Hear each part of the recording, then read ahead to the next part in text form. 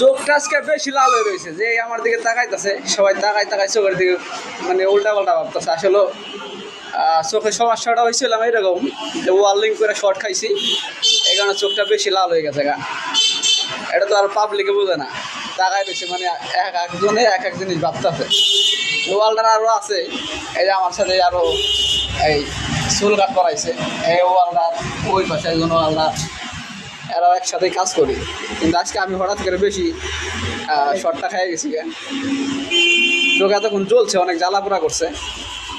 তো আস্তে আস্তে ঠিক হয়ে যাবো গা, মলম আছে ভিতরে যা লাগাই দিয়া শুয়ে থাকবো।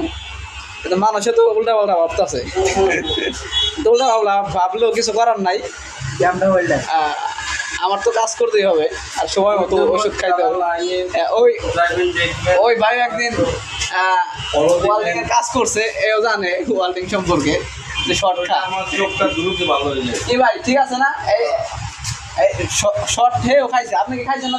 শর্ট এইদিকে তাকান, এইদিকে তাকান, খাইছেন না? এইভাবে কিন্তু শর্ট খাইছি। মানে যারা এই কাজ করে তারা একমাত্র বোঝে, যে চোখটা বুঝে গেছে গা। যারাই কাজ করে আসলে সবাই যারাই কাজ করে তারাই খাইছে। দোয়া করবেন সবাই যাতে আমরা সবাই ভালোভাবে কাজ করতে পারি। শেয়ার করবেন, তাহলে চোখটা দ্রুত ঠিক হবে। হ্যাঁ অবশ্যই, ভালো থাকবেন সবাই, খোদা হাফেজ।